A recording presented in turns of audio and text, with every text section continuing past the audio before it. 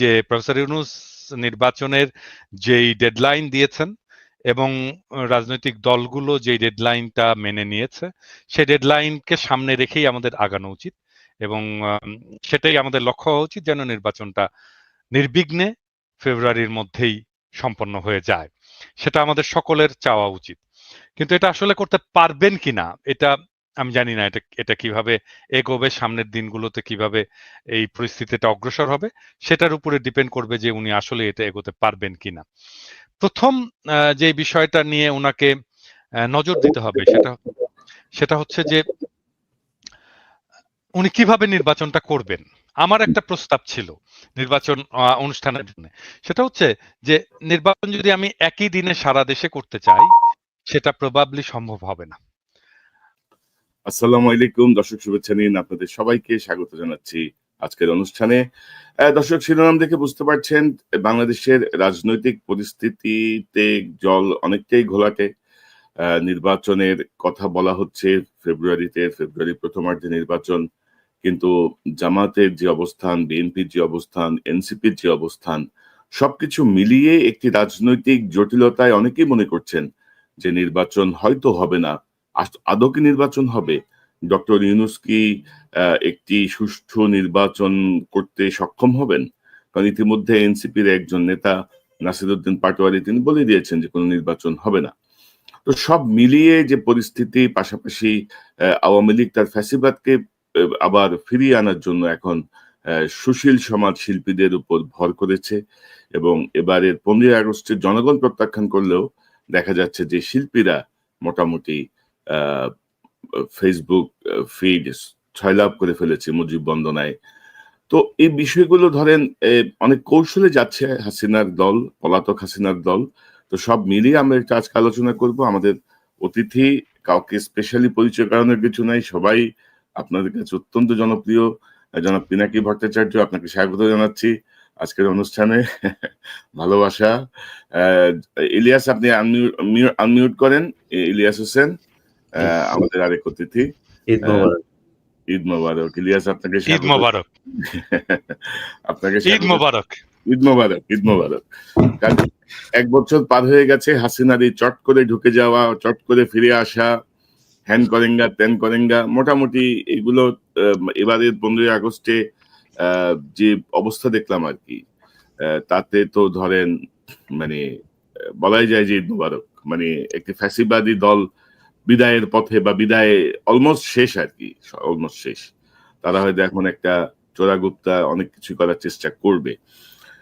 তো আমরা এই প্রসঙ্গটা আসছি দাদা, আওয়ামী লীগের ফ্যাসিবাদ এবং এই প্রসঙ্গটা আসছে, কিন্তু প্রথমে যে আমরা যে বিষয়টা নিয়ে শুরু করতে চাই যে নির্বাচনী একটি অনিশ্চয়তা। এনসিপির ওই নাসিরউদ্দিন পাটোয়ারির বক্তব্যের পরে বিষয়টা আরো বেশি আলোচনায় আসছে। জামাত তার অবস্থানে পিয়ার লাগবে, এনসিপি তার অবস্থানে, এর মধ্যে আবার ধরেন জুলাই আন্দোলনে অংশ নেয়া প্রায় 60 জন প্রাইভেট পাবলিক বিশ্ববিদ্যালয়ের যারা নেতা ছিলেন তাদের বক্তব্য, তারা 4 দফা দাবি দিয়েছে। নতুন সংবিধান, গণপরিষদ নির্বাচন, এরকম 4টা দাবি আছে তাদের। তো সব মিলিয়ে আপনার কি মনে হয় নির্বাচন আসলে কোন দিকে? ডক্টর ইউনূস কি সক্ষম হবেন এই পরিস্থিতিগুলো মোকাবেলায়? প্রফেসর ইউনূসের প্রশাসনের সক্ষমতার ব্যাপারে তো প্রশ্ন আছেই, সেটা আমারও আছে যে আদৌ তিনি প্রস্তুতি সম্পন্ন করতে পারবেন কিনা। বিশেষ করে আইন শৃঙ্খলা পরিস্থিতির যে অবস্থা, পুলিশ বাহিনীর যে অবস্থা, তার পুলিশ বাহিনীর যে ইন্টারনাল মোটিভেশনের যে অবস্থা, সেটা সবকিছু মিলে নির্বাচন অনুষ্ঠানের মতো প্রস্তুতি উনার আছে কিনা সেটা একটা প্রশ্নের বিষয়। কিন্তু আমি যেটা ব্যক্তিগতভাবে মনে করি, আমি বলেছিলাম যে এটা ভাগ ভাগ ভাগ ভাগ করে ধাপে ধাপে ধাপে ধাপে তাহলে আমি আমার রিসোর্সটাকে, আমার আইন শৃঙ্খলা বাহিনীকে একটা জায়গায় মোবিলাইজ করতে পারতাম, নির্বাচন কমিশনকে একটা জায়গায় মোবিলাইজ করতে পারতাম, প্রশাসনকে একটা জায়গায় মোবিলাইজ করতে পারতাম। আমি সেখানে সর্বাঙ্গ সুন্দরভাবে সেই নির্বাচনটা করে সিলগালা করে আমি ব্যালট বাক্সগুলো রেখে দিলাম, তারপরে আমি নেক্সট জায়গায় গেলাম। এইভাবে একটা দীর্ঘ সময় ধরে ইন্ডিয়াতে এভাবে ইলেকশন হয়। তাহলে হয় আমাদের আমাদের নির্বাচনটাকে আমরা শান্তিপূর্ণভাবে এবং সুশৃঙ্খলভাবে সম্পন্ন হয়তো করতে পারবো। আমি জানি না এই এই পরিকল্পনা ওনারা নিচ্ছেন কিনা। আমি একমাত্র দেখি যে নির্বাচন সম্ভব যদি ধারাবাহিকভাবে বিভিন্ন সেন্টারে এইভাবে নির্বাচন করে একটা নির্দিষ্ট সময় ধরে নির্বাচন করে নির্বাচনটা সম্পন্ন করা যায়। কারণ আমাদের যে নাম্বার অফ সেন্টার আর আমার যে আইন শৃঙ্খলা রক্ষাকারী বাহিনীর সংখ্যা, এই দুইটা তো এক না। মানে তাহলে দেখা যাবে আমি একটা সেন্টারে হয়তো 2 জন বা 3 জন আইন শৃঙ্খলা রক্ষাকারী সমিতির সদস্যদেরকে দিতে পারবো। তাহলে তারা কি সেখানকার আইন শৃঙ্খলা রক্ষা করতে পারবে? এটা সম্ভব? এটা তো সম্ভব হবে না।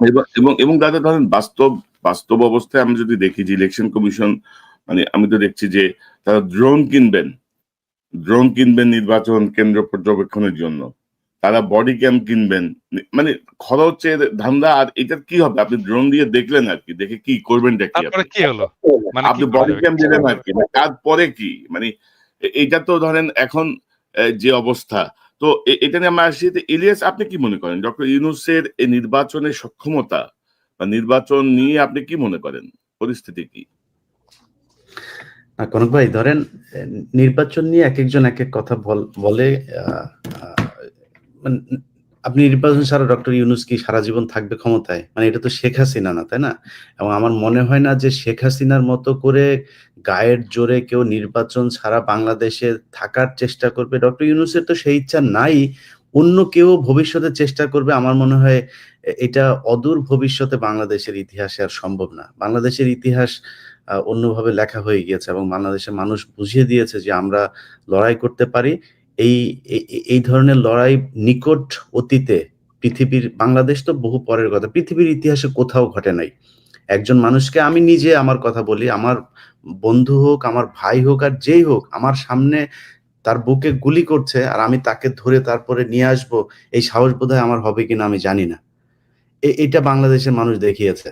এবং আজকে বাংলা এডিশনে একটা নিউজ গিয়েছে, আপনি ঢাকা মেডিকেলের কয়েকজন ডাক্তারের বক্তব্য নিয়ে, যে ওই সময়ে কি হতো, জুলাইয়ের ওই সময় যে মানুষ যখন যেত, একজন মা তার সন্তানের মাথার খুলি তার হাতে করে নিয়ে গিয়েছে, যে স্যার আমার আমার আমার এই সন্তানের খুলিটা আপনি মাথায় ইয়ে করে, ওর নিঃশ্বাস ছিল নাকি তখনও, বলছে এটা করে দেন। আর আরো বিভৎস সব ঘটনা তিনি ডাক্তার বলছিলেন, বাংলা এডিশন আজকে নিউজে এসেছে। তো সেখান থেকে আবার ওই যেই খাতাটা, আমার যে ভর্তির যে ইয়েটা থাকতো, এটা কি বলে, মানে লগবুক, যেটা লগবুকটা, সেটাকে রেজিস্টারটা আবার গোয়েন্দা সংস্থার লোকজন গিয়ে ডাক্তারদের কাছ থেকে নিয়ে এসেছেন, যে কারণে সঠিক তথ্যটা ডাক্তাররাও জানেন না যে কি পরিমাণে মানুষ মারা গিয়েছেন, আহত হয়েছেন। এটাই তো বাংলাদেশের ইতিহাস। তো 24কে এত ছোট করে দেখেন, আমরা 71-এর সাথে মিলাইতে চাই না, কিন্তু 24কে যারা ছোট করে দেখে, এইটাই বাংলাদেশের মুক্তি। ওই সময় আমাদের স্বাধীন হয়েছিল দেশ, এখন পূর্ণ স্বাধীনতা পেয়েছি আমরা 24-এর মাধ্যমে। আচ্ছা, একটা ইন্টারাপ্ট করি ইলিয়াস, জি জি। আমরা 71-এর সাথে মিলাতে চাই না কেন? না 71-এর মানে ওইটা গেলে অনেক তর্ক আসবে, যেহেতু এখানে ধরেন এই স্বাধীনতা যুদ্ধটাকে যেভাবে করা হয়েছে, ডক্টর ইউনূসও যদি চাইতো, গত 1 বছরে কি সম্ভব ছিল না দাদা, যে আমাদের কতজন মানুষ মুক্তিযুদ্ধে অংশ নিয়েছিল, কতজন শহীদ হয়েছে, কতজন ধর্ষিত হয়েছে, কার আজকে আর না বললাম, কার আব্বারা হচ্ছে পাকিস্তানি মিলিটারি, এটা তো আমাদের খুঁজে বার করা দরকার, যে পাকিস্তানি মিলিটারিদের ঘরে কাদের কাদের পয়দা হুয়া, এটা জানা দরকার না? এটা জানুক, আমাদের জানাক, আমরা চাইতো জানি। মানে এটা হাসি তামাশার বিষয় না।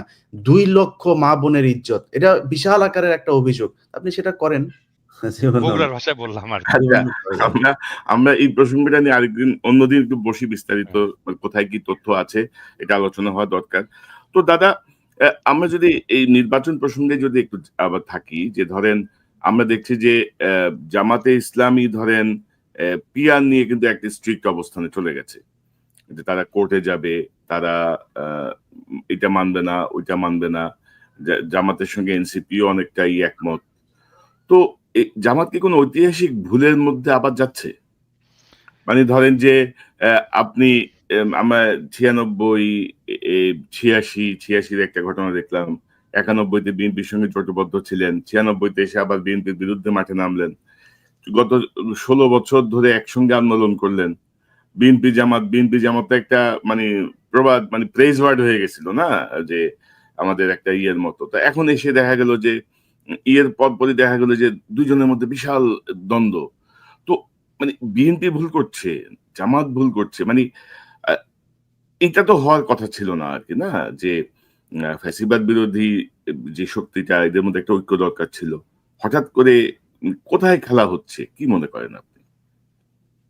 না, এখানে তো অনেকগুলো প্রশ্ন করলেন। আপনি যদি পিআর এর প্রশ্নটা বলেন, পিআর প্রসঙ্গে আমার ভেরি স্পেসিফিক পলিটিক্যাল স্ট্যান্ড আছে, এবং আমি পিআর ইস্যু নিয়ে 2টা এপিসোড অলরেডি করেছি।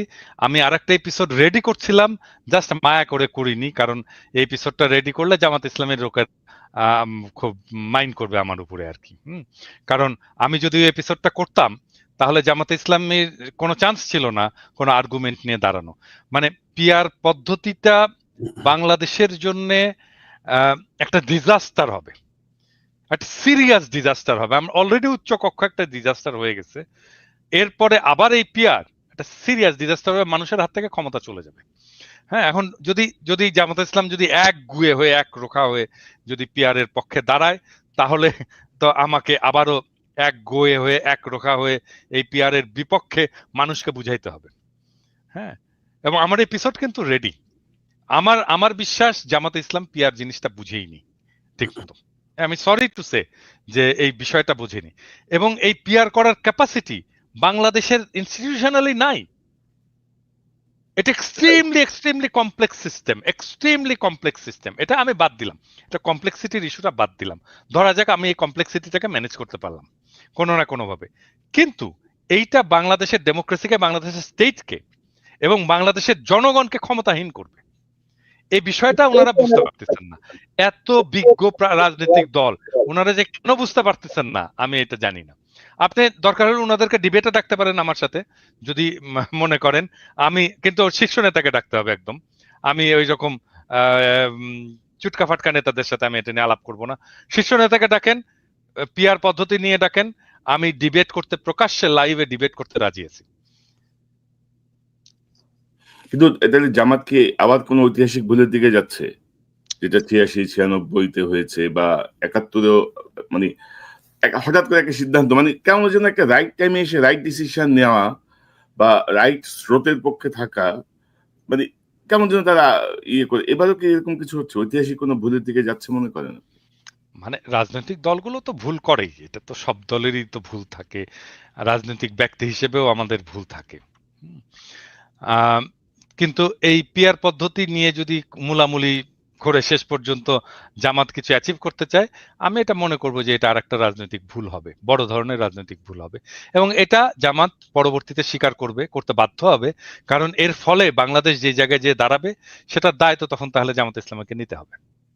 হ্যাঁ, আর আর আরেকটা বিষয় হচ্ছে কি, যে মানে এটা রাজনৈতিক দলগুলোকে বুঝতে হবে যে রাজনৈতিক দলগুলো কেন মনে করে যে আমরা দেশের মালিক। তা তো না। কয়েকদিন আগে তো একটা জরিপ বেরিয়েছে, তাই না?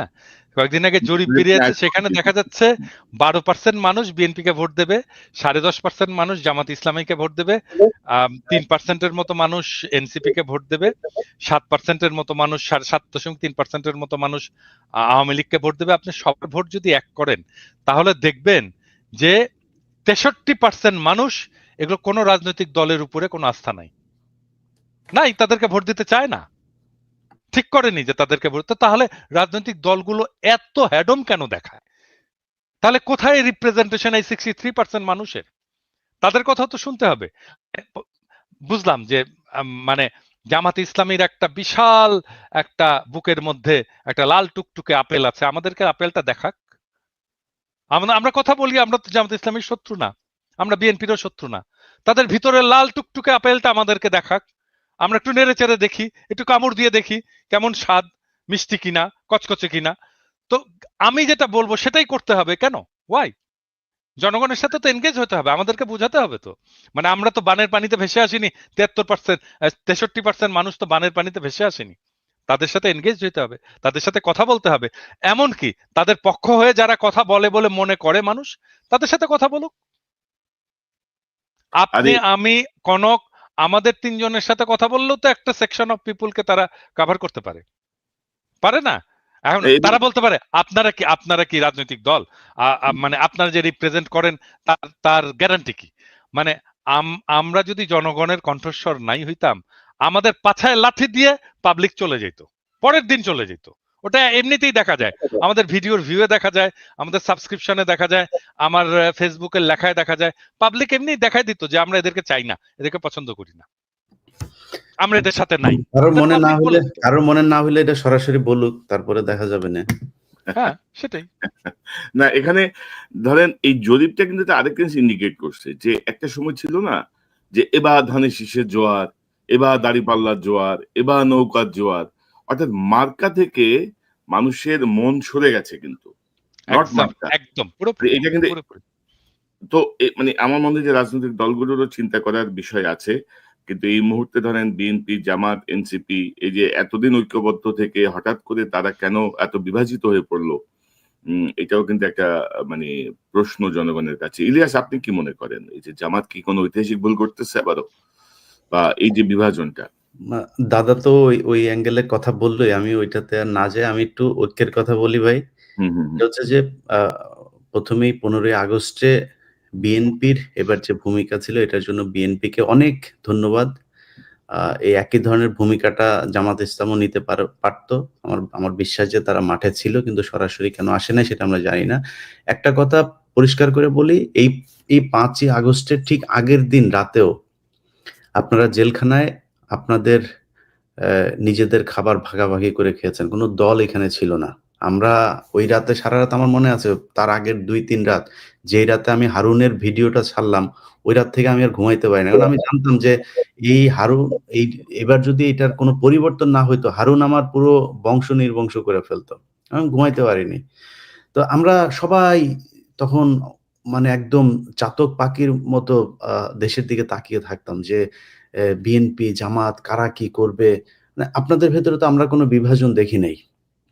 হঠাৎ করে এখন আমি যেটা লক্ষ্য করছি যে সবার ভেতরে না, কিছু নেতাদের মাঝখানে খুব অতি উৎসাহী কথাবার্তা বলে তারা নিজেদের ভেতরে একটা বিভাজন তৈরি করছে। দেখেন ভাই, বাংলাদেশে গত 15 বছরে আওয়ামী লীগ একটা জিনিস করতে পারে নাই, সেটা হচ্ছে একটা বলার মতো, তুলনা করার মতো একটা বিরোধী দল তারা তৈরি করতে পারে। অনেক চেষ্টা করেছে। সব শেষ নির্বাচনেও তারা ডামি ভোট-টোট দিয়ে তারপরে চেষ্টা করেছে, পারে নাই। বিএনপি এবার যেটা পেয়েছিল, শক্তিশালী একটা বিরোধী দল পেয়েছিল। জামাত, এনসিপি তারা যদি বিরোধী দলে আসতো, সারা পৃথিবীর কাছে আমার মনে হয় বিএনপির জন্য এটা সবচাইতে সুবিধাজনক একটা জায়গা থাকতো। ধরেন বিএনপিকে এতদিন ধরে জঙ্গিদের নেতা বলা হয়েছে। এই প্রথম আলো, ডেইলি স্টার এরাই বানিয়েছে। এখন জামাত ইসলাম তো হুজুরদেরই দল, জামাতে ইসলাম, তারপরে এদিকে অন্য ইসলামী দলও তার সাথে আছে, এনসিপি। আর বাংলাদেশের মানুষ এমনিতেই 500 মানুষ এক জায়গায় হইলে 150 মানুষের মাথায় টুপি থাকে। তো এটা দেখে বিএনপির বিরুদ্ধে যখন সামনে ক্ষমতায় আসার পরে আন্দোলন হইতো, বিদেশিরা কি দেখতো যে হুজুরদের বিরুদ্ধে। আর হরতাল, মিটিং, মিছিল এইসব হলে মারামারি হইতো, পুলিশও একটু মারতো। ইয়েরা দেখতো যে ওকে ঠিক আছে, বিএনপি ইসলামী দলের বিরুদ্ধে অবস্থান নিয়েছে। সো ওই ট্যাবলেট আর বিক্রি করা যেত না যে একমাত্র আওয়ামী লীগই হচ্ছে গিয়ে ইসলাম বিরোধী দল, বা এরা ইসলামের যারা কথা বলে তাদেরকে পেটায়। এই ন্যারেটিভ আর বাংলাদেশের কেউ তৈরি করতে পারতো না, বিদেশিদের কথা বলছি। সো সেই পয়েন্ট থেকে বিএনপি একটা শক্তিশালী বিরোধী দল পেয়েছিল, এবং সেই দল দিয়ে আমার মনে হয় তারা একটা নির্বাচন করতে পারতো না। যদি ভালো না করতো, 5 বছর পরে তারা বিরোধী দলে আসতো, সমস্যা কি? বিরোধী দলে তো এই দেশে অনেকেই ছিল, কোনো সমস্যা হয়নি। তো যখন ফ্যাসিজম এই দেশে মাথা চাড়া দিয়ে উঠলো, তখন হচ্ছে গিয়ে মানুষকে গুম হইতে হয়, খুন হইতে হয়, মানুষ কথা বলতে পারে না, ঘরে ঘুমাইতে পারে না, যেগুলো হয়েছে আমরা দেখেছি। এখন সেই জায়গার চাইতে আমার মনে হয় ভালো জায়গায় আছে। আমি যদি কাউকে জিজ্ঞেস করি, আপনারা 2 জন আমার সাথে আছেন, কনক ভাই কালকে ফোন দিলাম, কনক ভাই বলছিল ইলিয়াস খুব খারাপ অবস্থা, এই গত মাসে খুব টেনে টুনে ঘর ভাড়া দিয়েছে। আমাদের এখনো ক্রাইসিস আছে, আমরা অনেক সমস্যার ভেতরে আছে। আমি আমার 2 ছেলেকে নিয়ে কালকে বাজারে গিয়েছি, মানে টার্গেটে গিয়েছে। যাওয়ার পরে আমার বড় ছেলে আমাকে জিজ্ঞেস করছে যে সে একটা খেলনা কিনেছে। খেলনা কেনার পরে তো আমার এই আপনার ওর যেই দামের জিনিসটা কিনেছে, ওর মাথায় কি কাজ করেছে আমি জানি না। যখন ক্যাশে এসছি, তখন ও বলতেছে যে আব্বু, এই ও না, আমার পকেট থেকে কিছু টাকা বের করেছে। তো আমার পকেটে প্রায় 7-8টা $100 নোট। ও তখন বললো যে, আব্বু তোমার কাছে কত টাকা আছে? ঠিক আছে, আমি বললাম যে এই যে 700। আমি বললাম কত ডলার দরকার তোমার? সব আছে, তুমি যেটা চাবা সেটা। তাহলে আমি আবার দেবো। আবার গিয়ে সে কিনে এসে মানে হয়তো দেখেছে যে এই যে ক্রাইসিস যায় এগুলো নিজের চোখের সামনে দেখেছে, ওর মাথায় এটা কাজ করেছে। তো আমরা তো এখনো সমস্যার ভেতরে আছি। তারপরেও যদি জিজ্ঞেস করি, পিনাকিদার শরীর অসুস্থ, উনি বেড রেস্টে আছেন, হসপিটালে ছিলেন। এর মাঝখানেও যদি জিজ্ঞেস করি যে, "দাদা আমরা এখন কেমন আছি?" আমার মনে হয় ৫ তারিখের চাইতে ১,০০০ গুণ ভালো আছি। এবং এই কথাটা বিএনপি এবং জামাতের এই যে নয়ন ভাই মাঝখানে একটা করল, "তুমি কে আমি কে বাঙালি, বাঙালি।" নয়ন ভাই, এই তুমি কে আমি কে বাঙালি, বাঙালি নাকি তুমি কে আমি কে বাংলাদেশী, বাংলাদেশী এটার জন্যই জিয়াউর রহমানকে জীবন দিতে হয়েছে। এটার জন্যই আপনাদের এই গত ১৫ বছর জেলখানায় ছিলেন। সো আপনি যদি বাঙালি হয়ে যান, মুসলমান না হইতে পারেন, তাহলে তো আপনি এই আন্দোলন যেটা করলেন এটা করার কোনো দরকার ছিল না। আপনি তো ভালো থাকতে পারতেন। আগে আওয়ামী লীগে যোগ দিতেন। বাঙালি হইলে তো সমস্যা। না বাঙালি হওয়া মানে তো আমরা ভারতীয়। ইলিয়াস তো ইলিয়াস বিষয়টা হচ্ছে ওইটাই যে ধরো হাসিনা মুক্ত বাংলাদেশ, এটার থেকে বড় শান্তি আর বড় অর্জন আর কিছু হতে পারে না। এরকম একটা রাইট। ফ্যাসিবাদ যে সরবে, বিএনপি হাসিনা পালাইছে, এটা বিএনপি নেতাদের বুঝতেই আপনার ১০-১৫ দিন সময় লেগে গেছে। হুম, যে হুম। আদৌ গেছে কিনা, আদৌ সম্ভব কিনা এটা। তো একই অবস্থা ভাই, একই অবস্থা আমাদেরও। কিন্তু আমি সেই কথাটাই বলছি যে বিএনপি এবং জামায়াত এই ২ টা দলের ভেতরে আপনাদের কাছে অনুরোধ থাকবে, ভাই আপনারা ২ দল একসাথে তো ক্ষমতায় যাইতে পারবেন না। যেকোনো একজনকে ক্ষমতায় যেতে হবে। আপনাদের ভেতরে অনেক কিছু হবে, মারামারি হবে, খুনোখুনি হবে। এই দেশে হয়েছে রাজনীতি নিয়ে। ডিশ ব্যবসা নিয়ে প্রতি মাসে ২-৪ জন মানুষ মারা যায়। সো আপনাদের দেশের ক্ষমতা নিয়ে তো গ্যাঞ্জামে মানুষ মারা যাবেই, যুদ্ধ হবে, অনেক কিছু হবে। বাট একটা পয়েন্টে আপনাদের কাছে অনুরোধ, আমি আমার জায়গা থেকে পিনাকির জায়গা থেকে বা কনক সারোয়ারের জায়গা থেকে সবার একটাই আমার মনে হয়। আমি বিএনপি মহাসচিবের বিরুদ্ধে ৫ তারিখের পরপর কথা বলেছি কেন? আপনার বুকের ভেতর চিনচিন করে শেখ মুজিবের জন্য, এইজন্য। অতএব আওয়ামী লীগ এবং ইন্ডিয়ার জায়গাতে যদি আপনারা টাচ না করেন, অন্য যা বিষয় নিয়ে আপনারা সারাদিন বিরোধ করেন, একবার আপনারা আসবেন, একবার ওরা আসবে বা এভাবে চালান। তারপরেও ভালো থাকবেন। এখন কিন্তু কেউই ক্ষমতায় নাই। বিএনপিও নাই ক্ষমতায়, জামাতও নাই। সো তারপরেও ভালো আছেন। অন্তত এইটুক ভালো থাকবেন। ঘরে ঘুমাইতে পারবেন। পুলিশ আপনার বাসায় যায় না এখন। গুম হওয়ার ভয় নাই। শেখ হাসিনার মতো তুলে নিয়ে যাবে না যেকোনো সময়। সো এই জায়গাগুলো অন্তত আল্লাহর কাছে শুকরিয়া করেন। এবং ২ টা দলই আপনাদের কাছে অনুরোধ, এই কাদা ছুড়াছুড়ি এবং এনসিপি কেও বলবো যে কেউ কারোর বিরুদ্ধে কাদা ছুড়াছুড়ি বাদ দিয়ে একটা পয়েন্টে আসেন, ভোট হবেই এই দেশে। ভোট নিয়ে কোনো ভয় নাই, ভোট হইতেই হবে। সো প্রস্তুতি নেন, ভোটে আপনাকে মানুষ ভোট দিবে। ভোট হবে কি হবে না এটা নিয়ে চিন্তা ভাবনা করার দরকার নাই। তো দাদা একটা প্রসঙ্গে যেতে চাই, মানে এনসিপির প্রসঙ্গের পরে আমি একটু ইউনূস সরকারের প্রসঙ্গে যেতে চাই। ধরেন এনসিপির বিষয়টা আপনি কি দেখতেছেন? মানে ধরেন এরা মানে আমি আসলে এদের হিসাব মিলাইতে পারি না। ধরেন আমি যদি ২-১ টা কথা বলি, ধরেন আসিফ মাহমুদ আ যে কয়দিন আগে ধরেন ১ বছর আগে যে ধরেন বুলেটের সামনে দাঁড়ায় গেছে যে গুলি খাবো, সে এখন পুলিশ প্রটোকলের মধ্যে তার ব্যক্তিগত অস্ত্র ক্যারি করতে হয়। ভাই তার তো সব জায়গায় সে প্রটোকলের মধ্যে, সিকিউরিটির মধ্যে। তারপরেও তার ব্যক্তিগত অস্ত্র লাগে। তারপর সে ধরেন এই যে হাঁসের মাংস খায়, নীলা হোটেল নাইলে ওয়েস্টিনে যেয়ে খায়।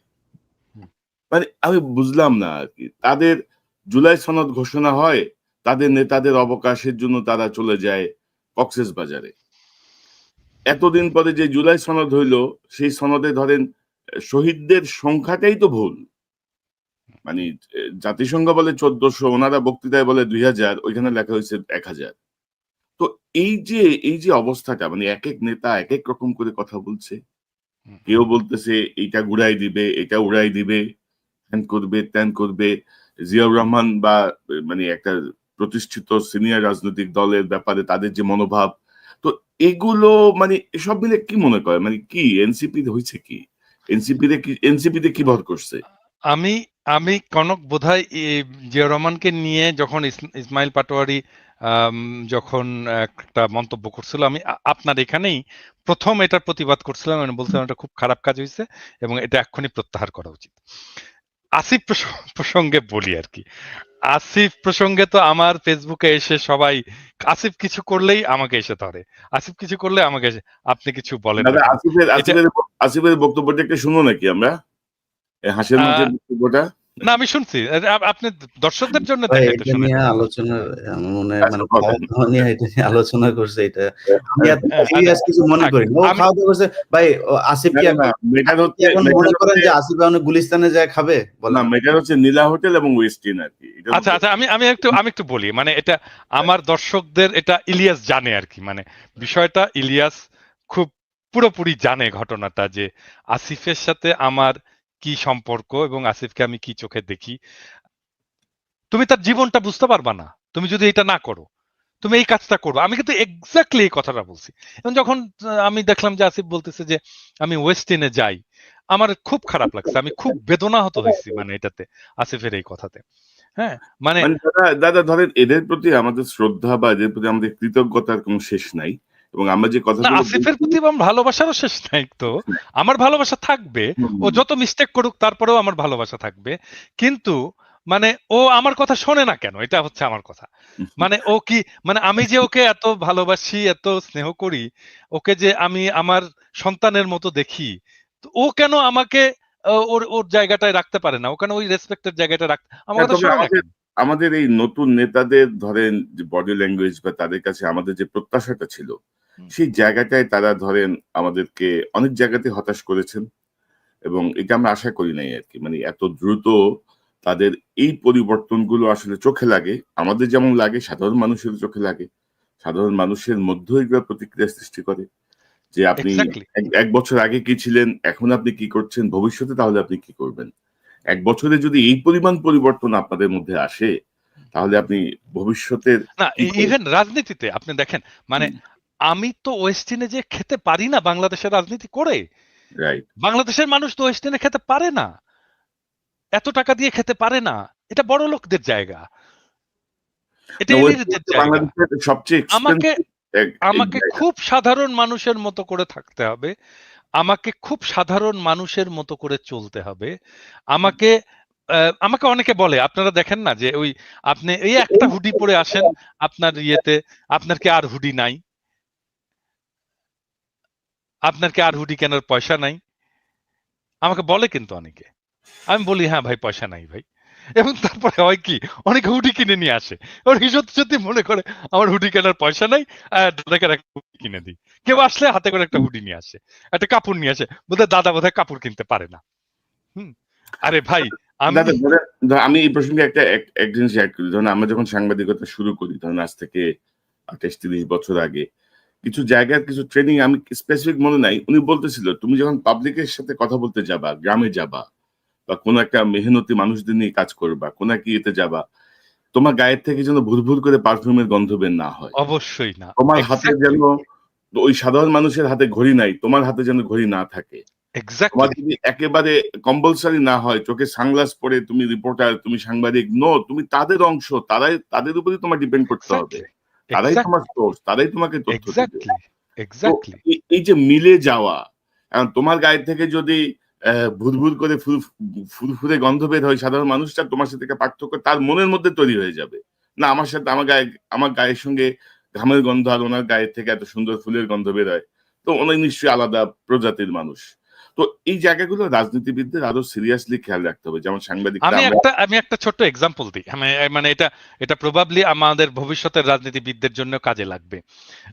মানে আমি যখন এক্সিকিউটিভ ছিলাম আরকি বাংলাদেশে যখন আমি এক্সিকিউটিভ ছিলাম, আমি তো সিইও পর্যন্ত ছিলাম।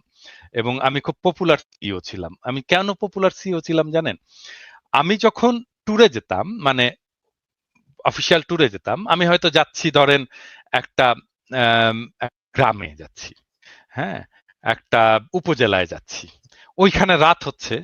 হ্যাঁ? আমি তো আমার সাথে গাড়ি আছে। আমি তো গাড়িতে ফিরে এসে জেলা শহরে হোটেলে থাকতেই পারি।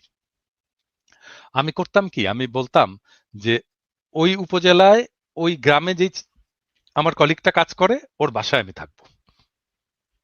অনেক সময় দেখা যেত সে মেসে থাকে। আমি বলতাম, "ঠিক আছে আমি মেসেই থাকবো। কোনো অসুবিধা নাই। আমার মেসের জায়গা হবে তো? তা একটা শোয়ার জায়গা হবে তো?" "হ্যাঁ, হ্যাঁ স্যার হবে, কোনো অসুবিধা নাই।" আমি ওইখানে যেতাম, মেসে থাকতাম। আমি ওদের বাসায় থাকতাম। ও তারপরে আমি বলতাম যে, "আমার জন্য যেহেতু রান্না-বান্না করবে, তোমরা কিছু তরিতরকারি, সবজি, মাছ, মাংস কিনে দিও ওর বাসায় ওই দিনের জন্যে। আমার উপহার হিসেবে।" তো এটা কিনে দেওয়া হতো, ওরা একটা রান্না বান্না ওদের মতো করে ওরা সবচেয়ে ভালোভাবে আমাকে রাখার চেষ্টা করতো। কিন্তু আমি যেটা পেতাম, হ্যাঁ, আমি কিভাবে থাকতাম সেটা বড় কথা না, আমি যেটা পাইতাম, আমি দেখতাম ও কিভাবে থাকে, রাইট। ও ও ও কি খায়, ওর বাসাটা কেমন, কত বড়, ওর কিচেনটা কত বড়, ওর ওয়াইফ কে, ওর ওয়াইফ কি করে, ওর ওয়াইফের স্বপ্ন কি, ওর বাচ্চাটা কেমন, ওর বাচ্চার খেলনা আছে কিনা, হ্যাঁ, ওর বাচ্চা কি খেলে, ওর বাচ্চা কি পড়ে, ওর বাচ্চার পড়ার বইগুলো কি, ওর বাসায় বই আছে কিনা, হ্যাঁ, ওর বাসাটা কতটুকু ক্লিন। ওটাই ধরেন এই ক্রমশ ধরেন আমরাও আশা করি যে তাদের অভিজ্ঞতা বাড়বে, তাদের বিষয়গুলো বুঝতে পারবেন, মানুষের সঙ্গে কিভাবে যেতে হয়, কিভাবে মানে নেতা মানেই নেতা না, তো নেতা তো তুমি তাদেরই অংশ। এবং আনফরচুনেটলি বাংলাদেশে কনক জি। কনক কনক আমার আমার তখন বয়স ছিল 35 বছরের মতো, হ্যাঁ, এটা অনেক বেশি বয়সের ব্যাপার না, হুম, এটা হুম, হুম, এই ব্যাপারটা, এগুলো কিন্তু আমাদেরকে পলিটিক্যাল ট্রেনিং এ কিন্তু পলিটিক্সে আমরা শিখে আসছি, তো রাজনীতি করে আসছি, ছাত্র রাজনীতিতে এভাবেই শিখে আসছি আমরা, হুম। এভাবেই শিখে আসছি কিভাবে কিভাবে মানে আমি এখানে বলতে আপনার সময় থাকলে আমি বলি, এখানে চান্দার কথা আসছে তো, আমি তখন 4th ইয়ারের ছাত্র রাজশাহী মেডিকেল কলেজে, এবং এটা বোধহয় কেউ জানে না, কিন্তু আমি বলে রাখি যে আমি বাংলাদেশের কমিউনিস্ট পার্টির ইতিহাসে সবচেয়ে কম বয়সী ফুল মেম্বার, সবচেয়ে কম বয়সী বাংলাদেশের কমিউনিস্ট পার্টির ইতিহাসে আমার বয়সী ফুল মেম্বার, পার্টি মেম্বার ছিল না, আমি একমাত্র, এবং প্রবাবলি এখনো পর্যন্ত আমি একমাত্র। তখন আমি 4th ইয়ারের ছাত্র, পার্টির ফুল মেম্বার। তো আমাকে ওই সময় 88 সালে একটা বন্যা হয়েছিল বাংলাদেশে, পুরো বাংলাদেশে বন্যা হয়েছিল, রাজশাহীতেও বন্যা হলো। আমাকে পার্টি দায়িত্ব দিল যে আমাকে চারঘাট এলাকায় আম, বন্যার ত্রাণ চালাইতে হবে, মানে ওখানে খাবার নিয়ে যেতে হবে, কাপড় নিয়ে যেতে হবে, ওগুলো করতে হবে। তো আমি বললাম যে কিভাবে করব, বললো এটা তোমার উপরে, মানে আমি বললাম যে আমার রিসোর্স কোথায়, টাকা পয়সা কোথায়, তোমার উপরে, মানে আমাকে চিন্তা করতে হবে আমি কিভাবে আমার আমার এই ইয়ে করব, আমার এই রসদ জোগাড় করব এবং ওখানে নিয়ে যাব। আজকে আমি বলতে পারি আমার চালানো ত্রাণ কর্মকাণ্ড আমাকে পার্টি থেকে একটা পয়সা দেয়নি, একটা পয়সা না। আমার চালানো ওই ত্রাণ কর্মকাণ্ড চারঘাটের মানুষ প্রবাবলি এখনো মনে করতে পারবে যে ওই মেডিকেল কলেজের একটা ছেলে এসে এখানে এসে ত্রাণের কাজ চালাই গেছে। কিভাবে করছি জানেন? আমি চিন্তা করলাম যে আমি করবো কি, আমার কাছে কোনো টাকা পয়সা নাই, আমি করবোটা কি। তো চিন্তা করে বের করলাম যে আমি যে লোকালিটিতে থাকি মেডিকেল কলেজের আশেপাশে, ওইখানে বাসায় বাসায় গেলাম আর কি, যে বললাম যে ভাই আমি মেডিকেল কলেজের ছাত্র, চেনেন তো আমাকে, আমি আমি চারঘাটে ত্রাণ করতে যাব, কালকে যাব, তো আপনি সকালবেলা যে রুটি বানান না, আপনি 2টা রুটি এক্সট্রা বানায়েন, আমি সকালবেলা আসবো, নিয়ে যাব রুটিটা। তো এরকম বলে আসলাম অনেকগুলো বাসায়। পরের দিন আমি ভাবছি আর কতগুলো এইবার রুটি দেবে, 4-5টা বস্তা টস্তা নিয়ে, ব্যাগ ট্যাগ নিয়ে আমরা গেছি ইয়ে করতে। তারপরে যেয়ে দেখি ওরে মা, কিসের 2টা রুটি, 20টা রুটি বানায় রাখছে একটা বাসা, হ্যাঁ, কেউ খিচুড়ি ভরে ইয়ে হাড়ি ভরে খিচুড়ি রান্না করে রাখছে, বিশাল ব্যাপার। পরে আমাদেরকে ভ্যান ভাড়া করতে হইলো, ভ্যান আলা আসলো, ভ্যান আলাকে বললাম ভাই আমার কাছে কিন্তু পয়সা নাই, বললো কিচ্ছু লাগবে না ভাই, তোলেন এগুলোর উপরে। ভ্যানে তুললাম, ভ্যানে তুলে চারঘাটের বাসে গেলাম, বাসের উপরে তুললাম সমস্ত ত্রাণের জিনিসপত্র। বাসওয়ালাকে বললাম ভাই আমার কাছে কিন্তু পয়সা নাই ভাই, বলে কি করবেন আপনি এগুলো, আমি বললাম ত্রাণ দিতে যাবো, বলে কিচ্ছু লাগবে না, ওঠান আপনি সব, কি কি আছে ওখানে সব তোলেন। চারঘাটের বাসে যে আমাকে নামাই দিল, ওইখানে ভ্যান একটা পয়সা লাগলো না। মানে মানুষ মানুষ যখন আপনার যখন নিয়ত দেখে যে আপনি রাইট। ভালো নিয়ত একটা কাজ করতেছেন, মানুষ আগায় আসে রে ভাই। আপনার যদি রাজনীতি ঠিক থাকে, আপনার টাকার কোনো অভাব হয় না, পয়সার কোনো অভাব হয় না। এরা যে টাকা তুলতে গেছে, এই যে এনসিপি টেনসিপি, এই যে অলিগার্কদের কাছে, দুর্বৃত্তদের কাছে কোনো টাকার অভাব ছিল না। এনসিপি কে আমি আমি এনসিপি কে ইয়ে দিছিলাম, প্রপোজাল দিছিলাম গত রমজানের সময়, ওরা ওই 5 স্টার হোটেলে ওদের ইয়ে করবে। আমি বলছি যে এক কাজ করো, তোমরা মানিক মে এভিনিউয়ে প্যান্ডেল খাটাও, বলো যে ভাই আমরা স্বাধীন বাংলাদেশে নিজের ইফতার আমরা একসাথে করবো, আপনার ইফতার আপনি নিয়ে আসেন, আপনার ইফতার আপনি নিয়ে আসেন, তুমি ওইখানে শুধু পানির ব্যবস্থা করবে আর জিলাপি বানাবা, জিলাপি দিবা আর পানি দিবা, দেখো 1 লক্ষ লোক এসে তোমার সাথে ইফতার করবে। কি দরকার তোমার দুর্বৃত্তদেরকে? তোমার মাথায় তো আইডিয়াই নাই যে কিভাবে তুমি তোমার মানুষকে ইনভলভ করবা তোমার ইয়ের সাথে। আপনি জানেন আমি বিএনপি কে একটা ইয়ে দিছিলাম যখন খালেদা জিয়া জেলে, ওই সময় খালেদা জিয়া জেলে তখন রমজান, তখন একজন বন্দির জন্য রোজার ইয়ে হচ্ছে 17 টাকা 62 পয়সা বোধহয় টোটাল ইয়ে জি বরাদ্দ। তো আমি আমাকে ফোন করছে আমাদের এই যে নিপুণ ফোন করে বলতেছে, দাদা এটা কি করা যায় প্রোগ্রাম, আমরা তো একটা ইফতারের ইয়ে আছে। আমি বললাম যে নিপুণ, আমি বললে করবেন এটা? বলে হ্যাঁ দাদা আপনি বললে করবো না কেন, অবশ্যই করবো। তা আমি বললাম যে এক কাজ, আপনি কি জানেন 17 টাকা 62 পয়সায় ইফতারি কি কি হয়? না জানি না। আপনি জানেন না আপনার নেত্রী এই টাকার ইফতারি খায় ইয়ের মধ্যে বসে, জেলখানার মধ্যে বসে? তা আপনি তো জানেনই না 17 টাকা 62 পয়সার কি ইফতারি হয়। এক কাজ করে, আপনি ডাক দেন বাংলাদেশের আপনার বিএনপির কর্মীদেরকে, ডাক দেন যে ভাই আসেন, আমার নেত্রী 17 টাকা 62 পয়সার ইফতারি খায়, আমি 17 টাকা 62 পয়সা দিয়ে ইফতারি কিনবো, দেখবো কি হয়, ওইটা নিয়ে আসবো, নিয়ে এসে জেলখানার সামনে বসে ইফতারি করব। দেখেন, আমি বললাম যে আপনার কর্মীরা শুধু ইফতারি নিয়ে আসবে না, আসবে ইফতারিটা দেখবে, করবে আর কাঁদবে সারাক্ষণ। This are the political programme. এইভাবে আপনাকে মানুষকে ইনভলভ করতে হয়, এনগেজ করতে হয়। পারে না তো কিছু, করেনি তো, সে প্রোগ্রাম করেনি তো। আপনি আইডিয়া দিয়ে কি লাভ বলেন? মানে আপনি thousands of millions of ideas দিতে পারেন, যে আইডিয়া দিয়ে মানুষকে একদম উদ্বুদ্ধ করে ফেলা যায়, করবে না তো এরা।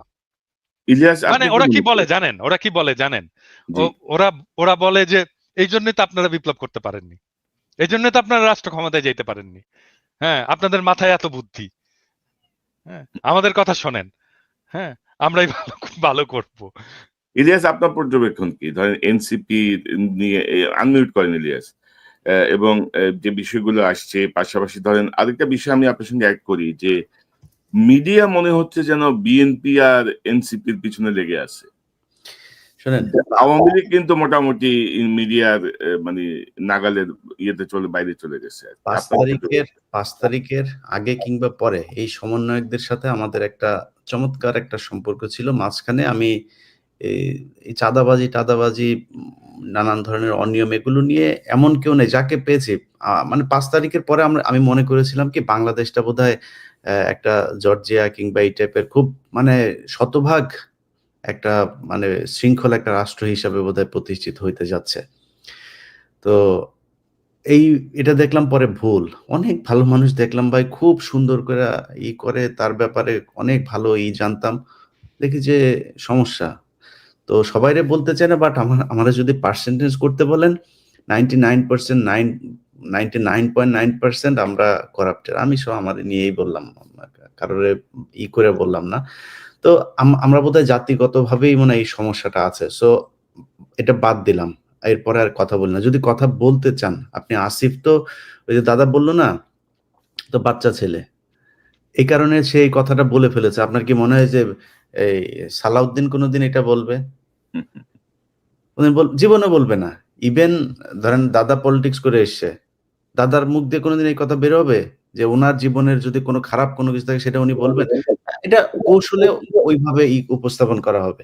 এখন যদি নাকি আমরা করি, হাসিনা 15 বছর ক্ষমতায় থাকলে একটা স্বৈরাচার একটা সরকার আমাদের দেশ চালালো। এদেশে অনেক লুটপাট হয়েছে। পাথর লুট হয় নাই কিন্তু।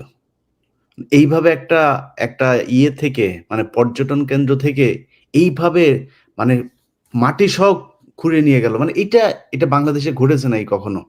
অথচ আমাদের দেশে ওই সময় পরিবেশ উপদেষ্টাকে, যিনি সারা বছর দেখেছি যে পরিবেশ নিয়ে কথা বলতে মানে গরম করে ফেলতো মিডিয়া। উনার প্রতি মনে হয় সপ্তাহে, আপনি জানেন যে প্রতি সপ্তাহে মনে হয় 2-4টা অ্যাসাইনমেন্ট উনার এই বেলার থাকতো না? কি করেছেন উনি পরিবেশ নিয়ে? একটা খাল উদ্ধার করেছেন, একটা এই ঢাকা শহরের 3-4টা তুরাগ, বেলা, ওইদিকে শীতলক্ষ্যা, এদিকে বুড়িগঙ্গা, কোনোটার কোনো উন্নতি আছে? ঢাকা শহরের পরিবেশের কোনো উন্নতি আছে? কোনো কিছুর উন্নতি নেই। আপনি যদি বিএনপির কাছে আসেন, বিএনপির কি আপনি অন্তত যদি এখন লিস্ট করি 2-4 হাজার মানুষের নাম আমরা বলতে পারবো না? বলবো। এখন আমরা আমাদের কি যে দুর্নীতির এই জায়গাটা আমার মনে হয় একটা পর্যায়ে গিয়ে ঠিক হয়ে যাবে। সো এদের কারোর সাথে যে আমাদের খুব ব্যক্তিগত, দাদা বললেন আসিফের সাথে যেমন আমাদের সম্পর্ক আছে, আমাদের ইশরাকের সাথেও আমাদের এই কনক ভাইয়ের সাথে আমাদের এই গত কয়েকদিন আগেও আমরা অনেক বিষয় নিয়ে ইশরাক ভাইয়ের সাথে আলোচনা করলাম, এবং এই সিটি কর্পোরেশনের সামনের যে ঘটনা, এটা নিয়েও আমাদের যেটা মনে হয়েছে আমরা সেই পরামর্শ ইশরাক ভাইকে দেওয়ার চেষ্টা করেছি। সো কারোর সাথে আমাদের সমস্যা নাই। এখন কথা হলো যে আপনি যখন কিনা দুর্নীতি নিয়ে কথা বলতে যাবেন, যদি নাকি সবাই চলে আসেন, তাহলে তো আপনার এটা নিয়ে আলাপ করার দরকার নাই। দুর্নীতিটুকু আছে কিভাবে থামানো যায় সেটা চিন্তা করেন। এবং বিএনপির আর মিডিয়া, যেটা আপনি বললেন যে এখন এই মিডিয়া হচ্ছে বিএনপি আর এনসিপি কে, এটা মিডিয়ার বিষয় না। মিডিয়াতে তো এই হাসিনার সেই দোসররা আছেই। ডিজিএফআই নিজে অ্যাসাইনমেন্ট দিয়ে দেয়, ডিজিএফআই নিজে নিজেই ফুটেজ বের হয়, অডিও বের হয়, ভিডিও বের হয়, কোত্থেকে বের হয়? এটা কি সাধারণ মানুষ করতে পারে নাকি? এগুলি আমরা জানি না, ডিজিএফআই দেয়। ডিজিএফআই দিয়া বলে এই ঘটনা ঘটেছে, এবার এটা নিয়ে কাজ করো। সো এই জায়গাগুলো তো ঠিক করতে হবে। যেসব সুশীলরা আজকে 15ই আগস্ট নিয়ে করে, খুব মনে হয় যেন তারা ন্যায়ের পথে অটল আছেন, কিছু কিছু জায়গা নিয়ে তাদেরকে কেউই করতে পারবে না। তোরা কই ছিলি রে জুলাইতে? 5 তারিখ পর্যন্ত এই যে ফারাবি হাফিজ, এই যে এই চ্যানেল 24 এর যেই উপস্থাপক, এ বাবা মাদেরকে উদ্দেশ্য করে পোস্ট করেছে, সেই পোস্ট আছে আমার কাছে। বাবা মাদেরকে উদ্দেশ্য করে পোস্ট করেছে যে আপনারা আপনাদের সন্তানদের হেলি খেলা দেখে কি মজা পাচ্ছেন? এই আন্দোলনের ভেতরে নাকি অন্য দুষ্কৃতিকারীরা ঢুকে গিয়েছে, এদেরকে দ্রুত সরিয়ে নেন। এরাই তো সেই সুশীল। সেই সুশীলরা আজকে শেখ মুজিবকে নিয়ে করছে।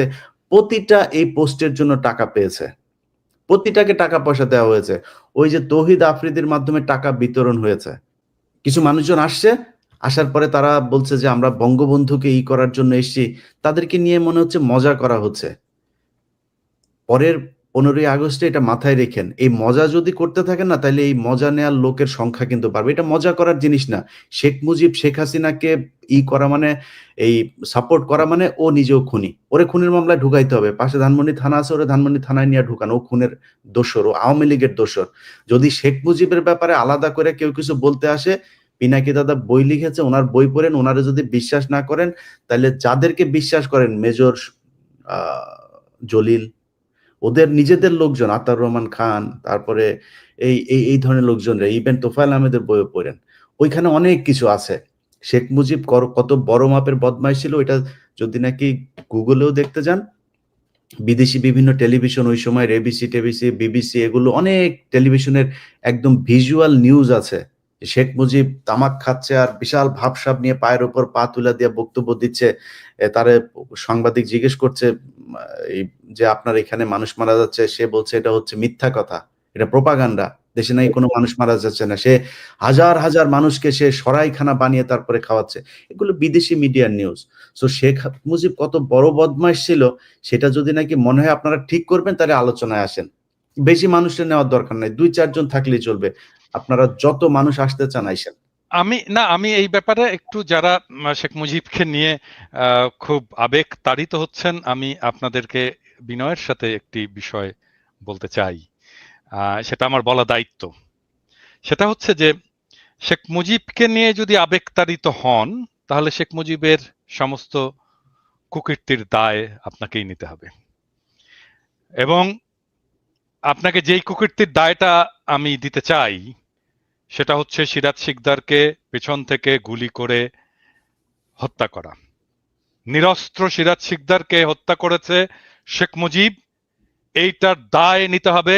সিরাজ শিকদার আমার নেতা, আমি আপনাকে এইটার জন্যে এর শাস্তি আপনাকে আমি দেব। শেখ মুজিবকে সিরাজ শিকদারকে হত্যার দায়ে এই শাস্তি আপনাকে আমি দেব। সিরাজ শিকদার আমার নেতা, আমার নেতাকে হত্যা করার দায় আপনাকে নিতে হবে। সাতার হাড্ডি ভেঙে দেব হারামজাদা। শেখ মুজিবকে নিয়ে শোক গাথা, শুয়োরের বাচ্চা, তোর সাতার হাড্ডি ভেঙে দেব। বাংলাদেশে যেদিন আমি আসবো, আমি সব কয়টা লিস্ট নিয়ে রাখছি। শুয়োরের বাচ্চা, সিরাজ শিকদারকে হত্যার বদলা তোকে দেয়া হবে, শুয়োরের বাচ্চা, হারামজাদা। না, তবে দাদা ধরেন এখন একটা নতুন ন্যারেটিভকে সামনে আনা হচ্ছে যে ধরেন হাসিনা পলাতক। আমরা তো আসলে হাসিনা না, কিন্তু শেখ মুজিবের অবদান তো অস্বীকার করা যাবে না। শেখ হুম। মুজিবুর শেখ রহমানের মুজিবের অবদান, আমার নেতাকে হত্যা আমাদের করছে, জন্য নাই। শাটার হাড্ডি ভেঙে দেওয়া হবে, শাটার হাড্ডি ভেঙে দেওয়া হবে। তুমি শেখ মুজিবকে যদি মানে এগুলো যদি নিয়ে ওন করো, তুমি দাদা শেখ মুজিব এই জিনিসগুলো নিয়ে দাদা মামলা হওয়া উচিত, আইনগতভাবে তার মরণোত্তর বিচার হওয়া উচিত। এই যে 30,000 জাসদের নেতাকর্মীকে হত্যা করা, তার 15,000 হত্যা করা, তারপরে আমি হচ্ছে জাসদ যে করি না, আমি তার জাসদ করি না, আমি জাসদ করি না, আমি না, কমিউনিস্ট তারাও তো ছিলাম। মানুষ। সিরাজ শিকদার আমার নেতা, আমার নেতাকে হুম। মারার বদলা আমি নেব, শুয়ারের বাচ্চা তুমি। এবং তার এটা তো তার বক্তব্যই আছে, সে বলেছে কোথায় আজ সিরাজ শিকদার, তার মানে সে মেরে বুক ফুলিয়ে তারপরে সংসদে দাঁড়িয়ে বলেছে যে সে খুন করেছে, এই হত্যার সাথে সে জড়িত, এবং সেটা বাংলাদেশের প্রথম ক্রস ফায়ার। অতএব এগুলোর মরণোত্তর বিচার হওয়া উচিত। এবং যারা আজকে এগুলো করছে এরা তো আসলে মানে শেখ মুজিবের জন্য কান্দে না, এদেরকে পয়সা দেওয়া হয়েছে, এর মধ্যে কিছু আসে চামড়া ব্যবসায়ী, পয়সা পিছন দিয়ে হান্দায় দেওয়া হবে ওই সময়, চামড়া ব্যবসায়ী, পয়সা পেছন এরা দিয়ে হান্দায় দেওয়া হবে। এখানে চামড়া এখানে টাকা ইলিয়াস দিলে সব করতে পারে। ইলিয়াস এখানে আরেকটা বিষয় আমি যেটা শুনলাম, যে টাকা যেমন আছে, আবার কোন শিল্পী কোন জায়গার তাদেরকে ব্ল্যাকমেলও করা হচ্ছে। আপনি তো জানেন হাসিনার কিন্তু এটা একটা ভালো অস্ত্র ছিল, যে চরিত্র হনন এবং ব্ল্যাকমেলিং এর বহু কিছু, তো ওই হুমকিও দেয়া হচ্ছে, টাকাও দেয়া হচ্ছে। তো এই ন্যারেটিভসটা থেকে এটা নিয়ে আসলে মানে আরো কিছু কাজ করা দরকার, যে এই যে আমরা তো হাসিনাকে পছন্দ করি না, আমরা তার এইসব কনক বিষয় ভাই, একটা জিনিস বলি কনক ভাই, হুম, ধরেন 32 নম্বরের সামনে একটা মহিলা আসলো, হুম। এক হুজুর আসলো ফাজলামি করার জন্য, জাস্ট ফান করার জন্য, সে বলছে যে আমি 2টা খতম দিয়েছি, তার বউ বলছে, জীবনে কোনোদিন কোরআন পড়া দেখছেন না ভিডিওটা, বুরকাওয়ালা মহিলা, মানে ফান করার জন্য এসে, মানে এখানে ফান করা যায়। আপনি একটু চোখ বুঝা কল্পনা করেন তো ভাই, আওয়ামী লীগ ক্ষমতায় আছে, জামায়াতের শিবিরের বা বিএনপির একটা ছেলে সেখানে এই ওরা জিয়াউর রহমানের কবরের ওইখানে গিয়ে করেছে, সেখানে গিয়েছে, আপনি চিন্তা করেন তো যে তার অবস্থাটা কি হইতো, পাড়ায় মেরে ফেলতো ওইখানে। আপনি তারা নিয়ে ফান করেন, এটা ফান করার জিনিস না তো। সো আরে না, ফার্দার সালাউদ্দিন কাদের চৌধুরীর কবরে যে কি করছে গোরাব্বানি? ভাঙছে না, ভেঙেছে তো, সেখানে কেউ যেতে পেরেছে নাকি সেই জায়গায়? লাশ আমার চোখের সামনে দাদা, আমার চোখের সামনে দেখেছি, এই শহীদ কাদের মোল্লা তার লাশটা যাওয়ার সময় জুতা নিক্ষেপ করেছে তার লাশের গাড়ির উপরে।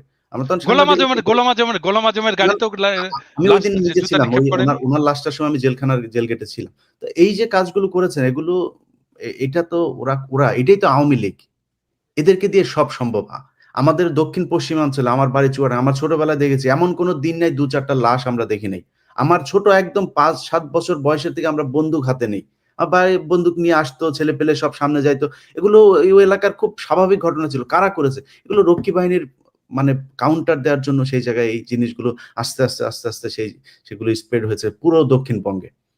তবে এখন দাদা আমার মনে হয় জি, যারা যারা যারা যারা যারা যারা এইখানে যে সমস্ত সোকল্ড কালচারাল ফ্যাসিস্ট, যারা মুজিবের নিয়ে কান্নাকাটি করছে, এদেরকে যদি কোনো পরিচালক প্রযোজক তার নাটকে সিনেমায় নেয়, কোনো টিভি চ্যানেল যদি তাদের কোনো প্রোগ্রাম এয়ার করে, তাদেরকে দেখে নেব। আমি আজকে বলে দিলাম, তাদেরকে দেখে নেব, এবং আমি যেটা বলি সেটা করব, এবং সেটা করে ছাড়ি। কিছু গণমাধ্যমও শেখ মুজিবের যেমন সমকাল, এই একে আজাদের সমকাল, তারা খালেদা জিয়ার জন্মদিনের নিউজটা করেছে শেষের 3 পৃষ্ঠার পরে যায় চিকন এক জায়গার মধ্যে, শেষের পৃষ্ঠাও না, পত্রিকার প্রথম আর শেষের পৃষ্ঠা হচ্ছে সবচেয়ে গুরুত্বপূর্ণ, মাঝখানে 3 নাম্বার পৃষ্ঠার মধ্যে নিয়ে তারপরে সেখানে ছোট করে দিয়েছে। আর শেখ মুজিবের শ্রদ্ধাঞ্জলি, এবং অনেকগুলো পত্রিকা এই কাজগুলো করেছে, টেলিভিশন, না প্রথম আলো, এখন ডেইলি স্টার এগুলো করেছে। না আমরা মনে করি যে নিশ্চয়ই যারা এই মানে ফ্যাসিবাদের যারা সমর্থক এখনো আছে, এইরকম একটা গণহত্যার পরে তাদেরকে সবাই বয়কট করবেন। আপনি যে পিনাকিদা যেটা বললেন, পরিচালক, প্রযোজক, টেলিভিশন ওনার, ফিল্ম ওনার, তারা এই ব্যাপারে নিশ্চয়ই সতর্ক থাকবেন, না হলে আমরা আমাদের মতো করে কাজ তো করবোই। তো দাদা এই সকল কিছুর পেছনে কিন্তু ডক্টর ইউনূস সরকারের একটা দায় আছে কিন্তু। তা তো ডক্টর আছে, ইউনূস তা তো আছে। নোবেল লরিয়েট ডক্টর ইউনূসকে আমরা যে জায়গায় দেখি, চিফ অ্যাডভাইজার ইউনূসকে আমরা নিশ্চয়ই সমান দৃষ্টিতে দেখবো না। তাকে একটা দায়িত্ব দেওয়া হয়েছে। গত 1 বছরে তিনি ওনার উপদেষ্টাদের কার্যক্রম রিভিউ করেন নাই, এবং আজকে আমরা যে আলোচনা করছি তার পেছনে অনেক কিছুই ঘটতো না যদি তিনি প্রপারলি তিনি চালাতে পারতেন। আপনি কি মনে করেন কেন কোনো রিভিউ হলো না? ডক্টর ইউনূসের দায় উনি কিভাবে এড়াবেন? কি মনে করেন আপনি? না, এটা তো প্রথম থেকে বলতেছি, যখন এই উপদেষ্টা পরিষদটা গঠিত হচ্ছে এবং এই উপদেষ্টা হিসাবে যাদেরকে নেওয়া হচ্ছে, এটা তো এটা তো মিলিটারি এবং বাংলাদেশের সিভিল ব্যুরোক্রেসির একটা কম্বাইন্ড একটা ডিসিশন। আপনাদের চিন্তা কি আগামীর রাষ্ট্রটা নিয়ে, সংস্কার নিয়ে, সংবিধান নিয়ে? কেউ কিছু বলছে? নির্বাচন কমিশন নিয়ে কেউ বলছে? একজন বলছে? কেউ বলে নাই। কেন বলেনি? মানে কি আমাদের মাথায় বুদ্ধি নাই? আমাদের লেখাপড়া করি না আমরা? নাকি আমরা পার্ট অফ রেভলিউশন না? নাকি আমরা কিছু বুঝি না? নাকি আমরা মূর্খসদা? না, আমরা ওই কিছু বুঝি না। আমরা কিছু বুঝি না, মানে ওই যে একটা ইয়ে আছে না, এটা মুখ খারাপ করতে হয় আর কি, সরি, মানে কনকের এখানে এসে মানে মুখ খারাপ করতে আমার খুব খারাপ লাগে, কিন্তু এটা দিস ইজ লাইফ। হ্যাঁ, দিস ইজ লাইফ। ওইটা ওই ছোটবেলায় আমাদের ইয়ে আমাদের মেডিকেল কলেজে আমাদের ডোমদের ইয়ে ছিল, যারা লাশ কাটতো আর কি, লাশ কাটতে আমাদের হেল্প করতো। হ্যাঁ, ডেড বডি তারা প্রিজার্ভ করতো, পোস্টমর্টেমেও তারা হেল্প করতো, আর ডেড বডি কাটতেও খুব এক্সপার্ট, ভেরি এক্সপার্ট তারা। তো ওই রকম পচা টচা লাশটা আসতো সারাক্ষণ, এর গন্ধ টন্ধ তো বিভৎস গন্ধ। তো ওরা সারাক্ষণ টাল হয়ে থাকতো, মাল খেয়ে টাল হয়ে থাকতো আর কি। হ্যাঁ, তো ওর একজনের, এবং তারা খুব দার্শনিক কথা বলতো মাঝে মাঝে। হ্যাঁ, এত দার্শনিক কথা বলতো না, এগুলো যারা শোনেনি তারা ওই লাইফের ওই ফিলোসফি গুলো জানে না আর কি। তো বড় লোক এবং গরিব এদের মধ্যে যে তফাৎ, এইটা সে কিভাবে এক্সপ্রেস করতো সেই ডোম আমাদেরকে। হ্যাঁ, তো সরি ফর মাই ল্যাঙ্গুয়েজ, এখানে মিউট করা যাবে না, বাট আমি তারপরেও এটাকে বলতে বাধ্য হচ্ছি, কারণ this is philosophy, this is life. সে বলতো যে ভাই, আমরা শাক খাই, পেতনি লাগাই, আর ভূত হয়, আর উনারা সোনা খায়, পরি লাগায়, আর মাল হয়। তো এই যে সরকার, এই যে প্রফেসর ইউনূসের সরকার, এইখানে দরকার সোনা খাওয়া লোক, যারা পরি লাগিয়েছে এবং যারা মাল পয়দা করেছে, তাদেরকে দরকার প্রফেসর ইউনূসের সরকারের। আর আমরা, আমাদের বাপেরা শাক খেয়েছে, পেতনি লাগিয়েছে, আমরা ভূত হয়েছি। আমাদের কি? আমাদের এটা রাষ্ট্র? এটা আমাদের রাষ্ট্র না। এই রাষ্ট্র ওদেরকে, ওদের যারা সোনা খায়, পরি লাগায়, আর মাল হয়।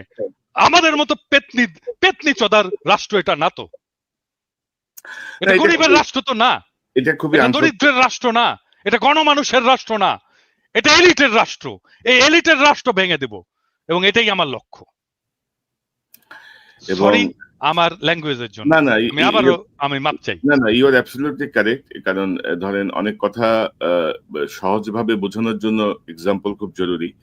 এবং ধরেন আসলেই তো তাই দাদা, তাই না? আসলেই তো তাই। তো এখন আসলে এই জন্য আজকে আমি আমার শিরোনামটা রেখেছি যে উনি কি সুষ্ঠু নির্বাচনে আসলে সক্ষম হবেন কিনা। মানে লক্ষণ তো বলতেছে না আর কি। এখন সামনে যে সংকটগুলো আসছে, সেই সংকটগুলো আদৌ উনি কিভাবে নিরসন করবেন। আজকে দেখলাম জাতীয় ঐক্য কি যেন ঐক্যমত্যের যে কমিশন, ওরা অঙ্গীকারনামা পাঠিয়েছে রাজনৈতিক দলের কাছে। মানে একটা, মানে কি বলবো, একটা তামাশা, চারিদিকে তামাশা চলছে। তো ইলিয়াস, আপনার শেষ মন্তব্যটা শুনি। আপনার ওভারঅল কি মনে করেন, ইউনূস কি আদৌ নির্বাচনে সক্ষম হবেন কিনা? এখন আসলে করণীয় কি? সময় তো আর হাতে বেশি বাকি নাই। তো সার্বিকভাবে আপনার কোনো যদি পরামর্শ বা পর্যবেক্ষণ থাকে। আমার মনে হয় যত দ্রুত সম্ভব একটা নির্বাচন দিয়ে, এই সরকারকে দিয়ে সম্ভব না। এই সরকার যদি মনে করে যে তারা, ওই যেটা দাদা বললেন যে বিশাল স্মার্ট, আপনি স্বরাষ্ট্র উপদেষ্টাকে যদি দেখেন, তিনি যায়া কনস্টেবল, এসআই, এই খাইছো, কি খাইছো, কি দিয়ে খাইছো, মানে এমন একটা ভাব, উনি চ্যাটের পালা আব্দুল, বুঝছেন? আর বেটা তোরে তো দেখতে কনস্টেবলের মতো দেখা যায়, তুই বেটা যায় ওইখানে গিয়া করি যে খাইছো, কি খাইছো, এটা কি কোনো ভাষা নাকি? শেখ মুজিব আপনি? সবাইরে তুই তুই করে, তুমি বলার কে? তুমি পারমিশন নিছো আমার কাছে? তুমি আমার তুমি বলবা?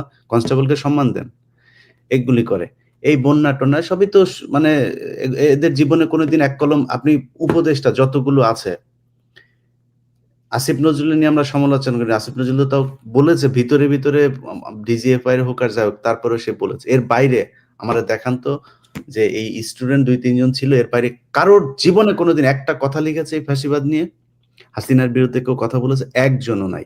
এগুলো তারা করেছে। সো এই টাইপের লোকজন দিয়ে আমার মনে হয় না যে এইখানে সম্ভব হবে। এটা দ্রুত একটা নির্বাচনের দিকে যাক। তবে একটা জিনিস বলে রাখি যে যখন যে ধরা পড়েন তখন সে এসে তারপরে হাত পা চাপাচাপি করেন। এই হাত পা চাপাচাপি যেদিন চেয়ারটা থাকবে না তারপরের দিন থাকবে না। চেয়ার থাকা পর্যন্ত যদি কাজ শেষ করে না যাইতে পারেন, যেদিন চেয়ার পাছার নিচে থেকে চলে যাবে তারপরের দিন থেকে পাছার চামড়া উঠানো শুরু হবে। এখন পর্যন্ত ফেনীর ১৬ টা লোক জেলখানায় আছে। ভাল লাগে না? এখন পর্যন্ত আমি লিস্ট নিলাম ওইদিন ৮০০ জনের উপরে লিস্ট। আমি সবগুলো লিস্ট নিয়ে তারপরে আমি ইয়েরও বলছি, আমাদের এই সামি ভাইরেও বলছি। সামি ভাই আমার ওইদিন ফোন করছে, বলছে যে, "ভাই কারা, কারা আছে?" আমি বলছি, "ভাই আমি আপনাদের দিব। আমি আমি যেই জায়গায় দেওয়ার দরকার আমি দিব। দেখি কে কি করে।" এখন পর্যন্ত বিডিআর এর লোকগুলোরে ভাই জীবনে এই পৃথিবীর ইতিহাসে এখন আরে ভাই শেখ হাসিনার মতো বদমাইশ আমার জীবনে আমার নিজের চোখে যত মানুষ দেখেছি, ওরে আমার দুর্ভাগ্য যে সামনে থেকে দেখছিলাম ২ দিন। আমার জীবনে দেখা যত মানুষ নিজের চোখ দিয়ে, ওর মতো জঘন্য মানুষ এই পৃথিবীতে কোনোদিন পয়দা হয়েছে বলে আমার মনে হয় না। ফেরাউনও এত আল্লাহর সাথে যুদ্ধ ঘোষণা করে না যেটা শেখ হাসিনা করেছিল। সো এই ধরনের মানুষ নিয়ে তারপরে তারা দেশ চালিয়েছে। তারপরে কি কোনোদিন একটা জামিনের আদেশ হবে, সেই শুনানির শেষে আদেশটা দিবে, বিচারক বলল লাঞ্চের পরে আদেশ দেওয়া হবে। তারপরে গেল রবিবার, সোমবার and it's been 8 months. এই ৮ মাসের মধ্যে এখন পর্যন্ত এটা কোনো বিচার? ডক্টর ইউনূস বাল ফালান আপনি। আপনি কি করেন কি? আপনি এগুলি দেখেন না চোখে? এগুলি না দেখে আপনি দেশ সুন্দর করে থুইয়া তারপর চলে যাবেন। সো এই টাইপের কোন সরকার আমরা দেশে চাই না যত দ্রুত সম্ভব। আমি আমারে ব্যক্তিগতভাবে যদি মনে করেন, আমি সরাসরি বলি যে অনেকেই আবার বলবেন যে আমি বিএনপি-টিএনপির করি। ভাই এখনো পর্যন্ত আমাদের দেশের বিরুদ্ধে এই যে জঙ্গি একটা এই কার্ড কিন্তু এখনো আওয়ামী লীগ বিভিন্ন জায়গায় খেলে যাচ্ছেন। আমি মনে করি বিএনপির ক্ষমতায় আসা উচিত এবার। এবং আমার বিশ্বাস আমি তারেক রহমানের বিভিন্ন পলিসি এগুলোর ব্যাপারে যতটুকু জানি এবং বিএনপি যেটা সত্যি কথা এই যে বললেন যে চাঁদাবাজি প্রতিদিন নিউজ হচ্ছে বিএনপির ছাত্র দলের কোন এক উপজেলার জেলার আরে ভাই সে ছাত্র দল মানে এক গ্রামের এক ওয়ার্ডের এক স্বেচ্ছাসেবক দলের এক সেক্রেটারি তারে নিয়েও নিউজ হয় বিএনপির ছাত্র দল এই কি স্বেচ্ছাসেবক দল নেতা মানে দেখে মনে হয় যেন কেন্দ্রীয় নেতা বোধহয় চাঁদাবাজি করেছে। আপনি আসিফ সহ এই যে এদেরকে যেইভাবে কালার করা হচ্ছে, যদি আপনি করতে যান কোন মন্ত্রণালয় সুষ্ঠুভাবে চলছে একটা মন্ত্রণালয় দেখান। সবখানেই তো দুর্নীতি হচ্ছে। কেন করা হচ্ছে? কারণ টার্গেট এনসিপি এবং বিএনপি। এই দুইটাকে যে কোনোভাবে কালার করা হবে। সো এগুলো করা হচ্ছে আমার মনে হয় এই পরিস্থিতি যদি তারেক রহমান দেশে আসতো বা একটা সরকার যদি ক্ষমতায় থাকতো তাহলে মনে হয় এই অবস্থা হতো না। এবং বিএনপি কিন্তু তাদের যে কোনো কারোর বিরুদ্ধে অভিযোগ আসলে সাথে সাথে তাকে বহিষ্কার করছে। তারা যে আওয়ামী লীগের মতো যা মনে চায় তাই করছে, কেউ কিছু বললে কেয়ার করছে এরকম না কিন্তু। তারা সাথে সাথে বহিষ্কার করছে। হচ্ছে তো ব্যবস্থা নেয়া। তো আমি মনে করি যে একটা সরকার আসলে তারেক রহমান যদি সরকার প্রধান হয়, সেক্ষেত্রে তার দলের উপরে তার সর্বোচ্চ থাকবে এবং তারেক রহমান যদি দেশে যায় আমি মনে করি সেদিন থেকে মানে দেশ বিএনপির অধীনেই চলবে। সো ওইটা আমার দ্রুত করা উচিত আমি মনে করি। এই সরকারকে কোনো সুযোগ দেওয়ার আমি নির্বাচন পেছানো মানে আমি এই সরকারকে মনে করি না যে তারা দেশ পিছায় দিয়ে যদি সম্ভব হয় ১ বছরে সম্ভব হইতো। আরো ৬ মাস সময় আছে। আপনি সরান। আপনি কেন এইসব পচা গন্ধ মাল নিয়ে তারপরে আপনি সরকার পরিচালনা করবেন? আপনি নতুন করে লোক না দেশে অনেক মানুষ আছে, বিজ্ঞ লোকজন আছে, অনেক দেশপ্রেমিক মানুষ আছে, যাদের শক্তি আছে। তারা করবে। সেটা না করে যদি এইভাবে করতে চায় আমার মনে হয় এটাকে আমি আমার জায়গা থেকে কখনোই সাপোর্ট করি না, করব না। এইভাবে দেশ চলতে পারে না। এক বছরের মাথায় ১ বছর পরে দাদা একটু আগে যে মুখ খারাপ করে কথাবার্তা বললেন না, ভাই শরীরের রক্ত গরম হয়ে যায় আসলে এদেরকে নিয়ে কথা বলে। এইজন্য এতগুলো মানুষ ওগুলি তো চোখে ভাসে এখনো। আপনার মনে নাই কনক ভাই আমরা ঘুমাই নাই রাত সেই গভীর রাতে দুইজন দাঁড়িয়ে কি হবে কি হচ্ছে কি আরে ভাই মানুষগুলি মারা যাচ্ছে চোখের সামনে যখন এই যে করলো লাইট গুলো সব ইন্টারনেট বন্ধ করে যখন ছবিগুলো আসতে থাকলো ভাই খুব খারাপ এগুলো এখনো মানসিক ভাবে দেয়। আপনি এইরকম একটা দেশের রক্তের বিনিময়ে আসা স্বাধীনতাকে আপনি এইভাবে ধ্বংস করে দিবেন এটা কোন ধরনের সুশীলতা রে ভাই?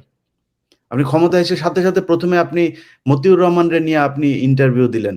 এগুলো আমরা দেখেছি। সো দেখছি অনেক কিছু। এগুলো যখন কিছু করার ক্ষমতা থাকবে না আপনাদের তখন কিন্তু হাতে পায়ে ধরে লাভ হবে না। তখন কিন্তু সব ছিঁড়ে ন্যাংটা করা হবে। সময় থাকতে সাবধান হন, দেশটা সঠিক পথে নিয়ে যান। জি দাদা, আপনার পরে সর্বশেষ পর্যবেক্ষণ, মতামত, পরামর্শ। না, আমি আমি আমি ইলিয়াসের মতের সাথে একমত যে আমাদের দ্রুত নির্বাচনের দিকে অগ্রসর হওয়া উচিত এবং নির্বাচন শেষ করে আমাদের স্ট্যাবিলিটি নিয়ে আসা উচিত দেশে। এটা এটা এটাই আমাদের প্রাইমারি লক্ষ্য হওয়া উচিত। এবং বিএনপি যেহেতু অঙ্গীকার করছে তারা একটা জাতীয় সরকার করবে, আমার বিশ্বাস যে তারা একটা অল ইনক্লুসিভ, সবাইকে নিয়ে একটা জাতীয় সরকার করবে এবং সবার কথা মাথায় রেখেই দেশটাকে চালাবে, সবাইকে নিয়েই। যদি সেটা চালায়, ওয়েল অ্যান্ড গুড। অবশ্যই নির্বাচনটাকে আরো অনেক সময় আছে, কারণ আমি আমি আর একটা কনসার্নের কথা বলেছি, সেটা হচ্ছে যে এখনো 63% মানুষ ঠিক করেনি কাকে ভোট দেবে। সো এই 63% মানুষের ঠিক করার উপরেই নির্ভর করবে আগামী রাজনীতি কি হবে, আগামী রাজনীতি কি হিসেবে নির্বাচিত হবে। কোন ফ্রন্ট যদি তৈরি হয়, গড়ে ওঠে, রাজনৈতিক ভয়েস যদি দেয় 63% মানুষকে, প্রবাবলি তাহলে এই 63% মানুষের সমর্থিত দলগুলোই বা ফ্রন্টই রাজনৈতিক ক্ষমতায় যাবে। দেখা যাক কি হয় সামনের দিনগুলোতে, আরো অনেক হয়তো না, আমি একটু যদি অ্যাড করি যে আপনি নির্বাচন, ইলিয়াস নির্বাচনে চাচ্ছেন, আপনিও নির্বাচনের কথা বলছেন, আমিও নির্বাচন চাই, যত দ্রুত সম্ভব নির্বাচন হোক। কিন্তু এই যে সক্ষম হবেন কিনা ডক্টর ইউনূস, এই সক্ষমতার জন্য কি করণীয়? এই যে আগামী যে 6 মাস আছে, এই সময় 6 মাসে আসলে পিন পয়েন্ট কি করণীয়? সক্ষমতা অর্জনের জন্য তো আপনি এই অক্ষম উপদেষ্টাদের দেওয়া সম্ভব না। তাহলে আপনার রিসাফল করতে হবে, না হলে নির্বাচন দিয়ে দিতে হবে। প্রশাসন তো এখন বিএনপির দখলেই আছে। সো আমার মনে হয় অসম্ভব কিছু না। কি হবে, হয় বিএনপি আসবে, নাহলে জামাত এনসিপি আসবে, সমস্যা কি আদৌ বিএনপির দখলে না, আছে? প্রশাসন বিএনপির দখলে থাকলে তো সেটা নিরপেক্ষ নির্বাচন হলো না, না, সে তো আমি তো বায়াস নির্বাচন। ভাই বিএনপি, আমি তো সেটাই বললাম যে আপনাকে তো বিএনপির হাতেই দিতে হবে বা জামাতের হাতে দিতে হবে। কারণ বিএনপি যদি ক্ষমতায় আসলে আমি ওইটাই ওই কথাটা বোধহয় ওই সময় শেষ করে নিয়েছি। আমি চাই এবার আসুক জামাত ইসলাম, তাদের সাংগঠনিকভাবে আরো বেশি সমৃদ্ধ হোক, তাদের মানুষের কথা আরো বলুক। এবং আমার মনে হয় এই 5 বছরে বিএনপি যত ভুল করবে ততটা জামাতমুখী হবে মানুষ। সো 5 বছর পরে জামাত আসুক। এখন যেহেতু হাসিনা যাওয়ার পরপরই আমার ব্যক্তিগত মতামত যদি জিজ্ঞেস করেন, আমি মনে করি কোনো ইসলামী দলের এখন এই মুহূর্তে ক্ষমতায় আসা ঠিক না, যাদের নামের সাথে ইসলাম আছে। এবং আমি মনে করি ভাই, আমি অত বিশাল ইমান আমার শক্ত না, তো এই কারণে বললাম। এটা আবার নিয়ে অনেকে অনেক কথাবার্তা বলবেন, বাট বিএনপিরই আসা উচিত। তারেক রহমানকে এই সুযোগটুকু দেওয়া উচিত। এখনো খালেদা জিয়া তার মতামত রাখার মতো ওইটুক সক্ষমতা তার শারীরিকভাবে আছে। আল্লাহ তাকে আরো অনেক সুস্থ করে দিক। আমার মনে হয় বেটার হবে। এখন বিএনপির যেগুলো দেখা হচ্ছে এত আচ্ছা ভাই, একটা জিনিস বলি, ধরেন আগে ইজারা নেওয়া হইতো একটা গরুর হাটের, মানে আগে নেওয়া হইতো না, সেটা কে নিত? মানে সেটা কি মানে সাধারণ মানুষ নিত নাকি আওয়ামী লীগের লোকই তো নিত? এখন সমস্যাটা হচ্ছে আপনার তো কোনো সরকার নাই, কোনো প্রশাসন নাই, নিয়ম নাই, শৃঙ্খলা নাই। বিএনপির 3 গ্রুপ যা ঠেলাঠেলি করছে। এখন হঠাৎ করে আসে চাঁদাবাজি হয় নাই কবে? মানে এই যে ট্রাক আসে ঢাকায়, কোনোদিন কি একদিনের জন্য কি বন্ধ ছিল আপনি বলেন তো? এখনো হয়। আমি এটার সমর্থনে কথা বলছি না, কিন্তু হয়তো হতো। 5 আগস্টের পরে কয়েকদিন বন্ধ ছিল। ওইটা তো অন্য জিনিস। ওই সময় তো কিছুই ছিল না। ওই সময় জনগণের হাতেই দেশ ছিল। যেই কারণে বন্ধ ছিল। কিন্তু জনগণের হাতে ছাড়া কোনো সরকার প্রশাসকের হাতে যখন দেশ ছিল, কখনোই এটা বন্ধ রাখা যায়নি। হয়তো মিলিটারি কিছু সময় 1/11 এর কিছু সময়টাতেই ছিল, কিছু ভালো সময় ছিল। যাক, এটাই আরকি। তো চাঁদাবাজি এই দেশে ছিল, বন্ধ হওয়া উচিত। যেভাবে এখন বলা হয় দেশটা এত পরিমাণে একদম নতুন করে মনে হচ্ছে বিভিন্ন খাতে চাঁদাবাজি শুরু হয়েছে, এই পরিস্থিতি হয়নি। বাট যদি হয়ে থাকে কিছু জায়গায়, আমার মনে হয় তারেক রহমান ক্ষমতায় গেলে আরো ভালো হবে পরিস্থিতি। ইলিয়াস, এখানে আরেকটা প্রশ্ন খুবই গুরুত্বপূর্ণ, যেটা আপনি বলছিলেন যে বিএনপির সাথে সাথে বহিষ্কার করছে, কিন্তু আপনি যদি দেখেন যে এ পর্যন্ত কঠোর কোনো পদক্ষেপ কি নেওয়া হয়েছে সরকারের পক্ষ থেকে? এটা তো বিএনপির দায় না। বিএনপি তো তারা ধরে জেলে পাঠাবে না। জেলে নিবে সরকার। জেলে তো বিএনপি পাঠাবে না। ম্যাজিস্ট্রেসি পাওয়ার নিয়ে সেনাবাহিনী মাঠে আছে, তাদের ভূমিকা কিন্তু তারেক রহমান যদি কোনো চাঁদাবাজের জন্য ফোন করে বলে, ভাই আমার এটা ছেড়ে দেন, যদি বলে আমাদের কাছে ভয়েস রেকর্ড দিয়ে দেন, আমরা দেখি। না, কনক, মানে বিএনপি তো থানা দখল করছে। না, এরকম দুই একটা ঘটনা ঘটছে, এটা একেবারে রিমোট এরিয়া, ধরেন লোকাল মানুষ যে থানা ঘেরাও করে নিয়ে ভাই আসছে। থানা দখল না, থানা দখলের থানার চাইতে 10 মাইল দূরে যদি বিএনপির লোকজন কোনো চাঁদাবাজের পক্ষে ডাইরেক্ট গুলি করেন, আমরা ওটার পক্ষে থাকবো ভাই। আমরা এটার পক্ষে বিপক্ষে যাবো না। তো আমরা পুলিশের পাশে থাকবো। করেন না, সমস্যা কি? চাঁদাবাজি কে সমর্থন করে? মানে কিন্তু আপনারা যদি বিচার না করেন তাইলে তো এরকম চলতেই থাকবে। চাঁদাবাজি বা অরাজকতা নিয়ন্ত্রণে আমরা সরকারের কোনো কঠোর কোনো পদক্ষেপ দেখি নাই, সেনাবাহিনীর কোনো পদক্ষেপ দেখি নাই। তো সব মিলাই মনে হচ্ছে যেন মানে একটা সংঘবদ্ধ গ্রুপ পরিকল্পিতভাবে আরো খারাপের দিকে নিয়ে যাওয়ার একটা চেষ্টা করছে। আমরা পর্যবেক্ষণে রাখছি। জনাব পিনাকি ভট্টাচার্য, ইলিয়াস হোসেন, দুজনকে অসংখ্য ধন্যবাদ আলোচনায় যোগ দেওয়ার জন্য। অনেক বিষয় নিয়ে খোলাখুলি কথা বলবো। দাদার জন্য সবাই দোয়া করেন। দাদা শারীরিকভাবে অসুস্থ। না দাদা, দেখে আসলে মনে হয়েছে, দেখে মনে হয়েছে। মনে হচ্ছে না, আপনি দেখে মনে হচ্ছে চিরতরুণ, আপনাকে দেখে কেন মনে হবে? আমরা নিশ্চয়ই নিকট সময়ে আমাদের আসলে গ্যাপটা বেশি পড়ে যাচ্ছে। আমার মনে হয় যে আমরা আর একটু শর্ট ইয়েতে মাসে অন্তত একবার হইলেও বসা উচিত সার্বিক আলোচনার জন্য। আপনাদের দুজনকে অসংখ্য ধন্যবাদ। খোদা হাফেজ। আসসালামু আলাইকুম। দর্শক, এতক্ষণ যে অনুষ্ঠান শুনলে নিশ্চয়ই আপনি আলোচনা মর্মার্থ উপলব্ধি করতে সক্ষম হবেন। নির্বাচনের ছাড়া বিকল্প নাই, নির্বাচনের দিকে যেতে হবে। ডক্টর ইউনূসের ১ বছরের পারফরমেন্স, ডক্টর ইউনূস সরকারের ১ বছরের পারফরমেন্স আমরা সন্তুষ্ট নই, দেশের মানুষও সন্তুষ্ট নয়। ইকোনমিক যে একটা খাত, অর্থনীতির জায়গাটা এবং ভারতের সাথে মোকাবেলার যে জায়গা, কিছু আন্দোলন দমন সবকিছু মিলিয়ে প্রাথমিক যে স্ট্যাবিলিটি সেটি তৈরিতে ডক্টর ইউনূসের অনন্য ভূমিকা, অর্থনীতি এবং স্ট্যাবিলিটি আনার ক্ষেত্রে। কিন্তু সার্বিকভাবে ফ্যাসিবাদের দোসররা সব জায়গায় বহাল। আমরা কোনো কঠোর কোনো পদক্ষেপ দেখছি না। আমরা মোটিভেশনাল স্পিচ শুনছি, নানা রকমের জ্ঞানের কথা শুনছি। এগুলো আসলে কতটুকু সুষ্ঠু নির্বাচনের পক্ষে সহায়ক হবে অনেকের মনে প্রশ্ন। তো আগামী যে ৬ মাসের মতো সময় আছে, এর মধ্যে যদি কার্যকর পদক্ষেপ নেওয়া যায়, বিএনপি, জামাত, এনসিপি আমার মনে হচ্ছে সবাই মিলে একটি ঐক্যের প্ল্যাটফর্মে এসে একটি সুষ্ঠু নির্বাচনের জন্য কি কি করণীয়, কোথায় কোথায় হাত দিতে হবে, সেই জায়গাগুলো চিহ্নিত করা অত্যন্ত জরুরি। কারণ বাংলাদেশের মানুষ দীর্ঘ ১৫-১৬ বছর ভোটাধিকার বঞ্চিত। আমরা চাই তাদের মতের প্রতিফলন ঘটুক, একটি নতুন গণতন্ত্রের পথে আমরা যাত্রা শুরু করি। আবারও দেখা হবে ইনশাল্লাহ। আসসালামু আলাইকুম।